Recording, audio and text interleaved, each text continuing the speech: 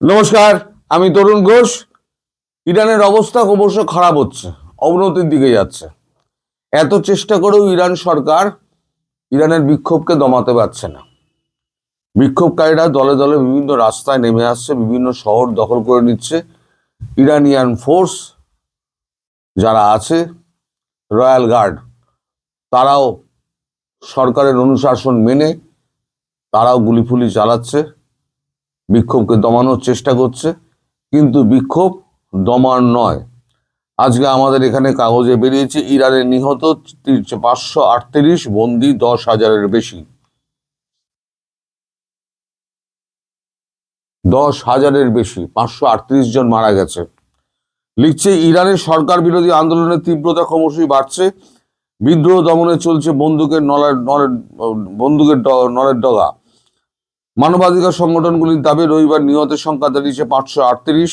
এর মধ্যে 490 জন বিক্ষোভকারী, 48 জন নিরাপত্তা বাহিনীর সদস্য রয়েছেন। এর মধ্যে কমপক্ষে 16,600 বিক্ষোভকারীকে গ্রেপ্তার করা হয়েছে।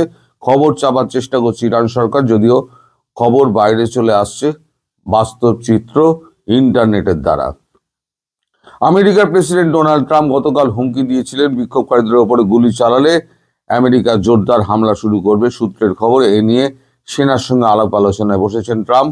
ইরান পাল্টা জানিয়েছে আমেরিকা হামলা করলে তারা জবাব দিতে প্রস্তুত। তাদের হুমকি, পশ্চিম এশিয়া অবস্থিত ইসরায়েল এবং আমেরিকার সেনা ঘাঁটিগুলো একটাও রেহাই পাবে না। মুদ্রার দাম পড়ে যাওয়ায় মুদ্রাস্ফীতি, নানা অভিযোগে 28শে ডিসেম্বর থেকে আন্দোলনে নামেন ইরানের মানুষ। ক্রমে আন্দোলনের রাজনীতির রং লেগেছে।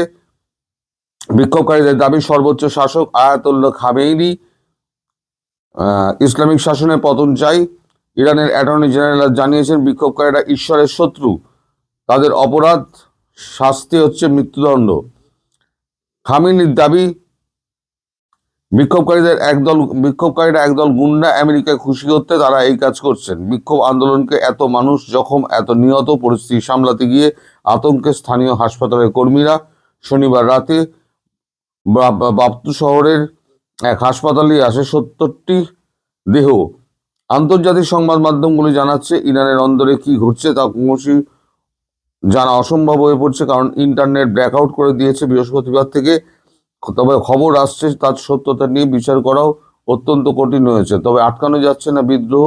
স্টারলিং স্যাটেলাইট ইন্টারনেটের সাহায্যে বহির্বিশ্বের সঙ্গে যোগাযোগ রাখছে ইরানের বিদ্রোহীরা।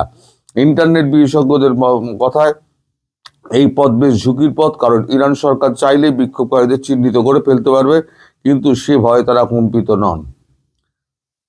এটা এখন যে আরো লম্বা খবর আছে, এখন যে অবস্থাটা চলছে এইখানে ট্রাম্প অলরেডি, আমি আগেই বলেছিলাম, ইরাকে ডেল্টা ফোর্স পাঠিয়ে দিয়েছে এবং সৈন্য সরঞ্জাম যা আছে, ট্যাঙ্ক ফ্যাং, গোলা বারুদ সমস্ত মজুত করে ফেলে দিয়েছেন। আমার যতদূর ধারণা, যে সমস্ত খবর পাচ্ছি বিদেশি সংবাদ মাধ্যমগুলো থেকে, তাতে খুব শীঘ্রই হয়তো ট্রাম্প এবার ইরানের ওপরে হামলা করবে। ইরানও পাল্টা হামকার হুমকি দিয়েছে, কিন্তু ট্রাম্প দমে যাওয়ার পাত্র নন। বিশেষ করে মাদুরো তুলে আনার ঘটনার পর ট্রাম্প বুঝে গেছেন যে তার পক্ষে কোনো কিছুই অসম্ভব নয়, এবং সেক্ষেত্রে দুনিয়া যখন এই মাদুরোর ব্যাপারে চুপ করে রয়েছে, তখন ট্রাম্পের সাহস আরো বেড়ে গেছে। কারণ বিভিন্ন দেশের আওয়াজই তো ট্রাম্পকে একটু দমাতে পারে, কিন্তু ট্রাম্প এমন একজন ব্যক্তি, তার বিরুদ্ধে কথা বলা মানে সমস্ত, মানে তার বিরুদ্ধে যত কিছু যে দেশ বলবে তার বিরুদ্ধে স্যাংশন ফ্যাংশন চাপিয়ে একদম তার 12টা বাজিয়ে দেবেন। তবে সমস্ত দেশ যে চুপ করে আছে তার আর একটা কারণও আছে, সেটা হচ্ছে ইসলামী দমন পীড়ন, মানে ইরান যেরকমভাবে চলছে, যখন তখন ফাঁসি কাটে ঝুলিয়ে দেওয়া। সামান্য হিজাবের বিরুদ্ধে বিক্ষোভ দেখাতে গিয়ে যে তরুণীকে ফাঁসি কাস্টে ঝোলানো হলো, বা চুল কেটে প্রতিবাদ করায় যে তরুণীকে ফাঁসি কাস্টে ঝোলানো হলো, তাতে কিন্তু বিশ্ব ব্যাপক প্রতিক্রিয়া জানিয়েছিল। সেই ক্ষেত্রে যদি এখন তেহরানের এই যে মৌলবাদী সরকার তাদেরকে যদি উৎখাত করা হয় তাহলে ট্রাম্পের পেছনে সমস্ত দেশ কিন্তু থাকবে। এটা কিন্তু ট্রাম্প জানেন। ট্রাম্প যে একেবারে, আমি বলি না বোকা মানুষ তা নন, ট্রাম্প খুব হিসেব করে চলেন। ট্রাম্প এই যে বলছেন আমি গ্রিনল্যান্ড দখল করে নেব, আমি পানামা দখল করে নেব, এগুলো কিন্তু হিসেবের মধ্যেই আছে। এই হিসেবটা কি পরে আমি বলবো। এখন তেহরানের কথা বলি। তেহরান এখন অগ্নিগর্ভ হয়ে উঠেছে। তেহরানের যে শাহ আছেন, যে এখন ক্রাউন প্রিন্স, তিনি বলেছেন আমি আপনাদের পাশে আছি, আপনারা সবাই রাস্তায় নেমে আসুন, রাস্তায় নেমে এসে আপনারা এই সরকারকে উৎখাত করুন, আমি আমেরিকার সঙ্গে যোগাযোগ রাখছি। এবং আমেরিকাও সমানভাবে ওই শাহের সঙ্গে যোগাযোগ রাখছে পরবর্তী শাসক হিসেবে শাহকে, যেহেতু ট্রাম্পের আমেরিকার কাছাকাছি এবং বন্ধুস্থানীয়, তাই বন্ধুস্থানীয় কোনো সরকারকে বসানোর জন্য কিন্তু আমেরিকা কিন্তু পিছপা হবে না। ফলে এই যে খামেনির তার উৎখাত কিন্তু এখন শুধু সময়ের অপেক্ষা। আর খামেনির উৎখাত যদি হয়ে যায় তাহলে ইরান 79-এর আগে যে ইরান ছিল, একদম মডার্ন ইরান, সেই ইরানে ফিরে যাবে। সেটাই ইরানের মানুষ চাইছে, আমাদের পুরনো ইরান ফিরিয়ে দাও। 79-এ আমরা, আমাদের পূর্বপুরুষেরা যে ভুল করেছিল, আমরা সেই ভুল আমরা আর সহ্য করব না। আমাদের পূর্বপুরুষের গলতি, তার সাজা আমরা ভোগ করব না। সুতরাং তোমাকে এই সরকার ছেড়ে চলে যেতে হবে, মৌলবাদী শাসন আমরা মানব না। সেক্ষেত্রে রয়্যাল গার্ড যারা রয়েছে, যারা গুলি চালাতে আসছে, তাদেরকে তারা পাল্টা আক্রমণ করছে, যদিও মরছে কিন্তু পাল্টা আক্রমণ করছে, আক্রমণ চালিয়ে চোরাগোপ্তা হানায় তাদেরকে কখনো ছুরিবিদ্ধ করছে, কখনো বুলেট বিদ্ধ করছে, কখনো তাদের আহত করছে, লাঠি সোটা মেরে আহত করছে। এই অবস্থায় যে কত, ওই বললাম ওই সংখ্যায় আপনার ইরানিয়ান রয়্যাল গার্ড তাদের সদস্যও মারা গিয়েছে, এবং কয়েকটা শহরে এই ইরানিয়ান গার্ড তাদের পোস্ট ছেড়ে পালিয়ে গিয়েছে। সেই সমস্ত পোস্ট দখল করে নিয়েছে এই সমস্ত বিক্ষোভকারী। এখন তেহরান জুড়ে সমস্ত সেই আগে যে 79-এর আগে যে সূর্যোদয়ের সঙ্গে সিংহের যে পতাকা ছিল, সেই পতাকা পথ করে উঠছে।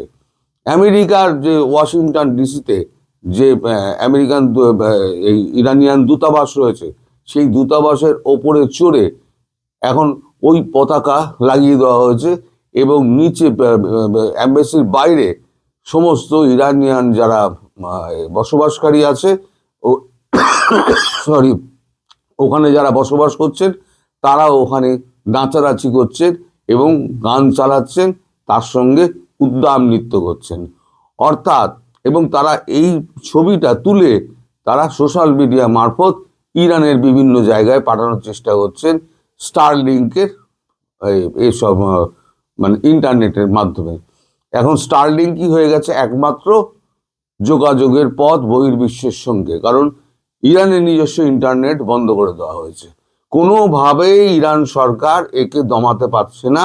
আর আমার যদ্দূর মনে হচ্ছে এই সপ্তাহের মধ্যে খামেনির পালাবদল হয়ে যাবে, কারণ ট্রাম্প এখন সৈন্যবাহিনীর কর্তাদের সঙ্গে বসেছেন।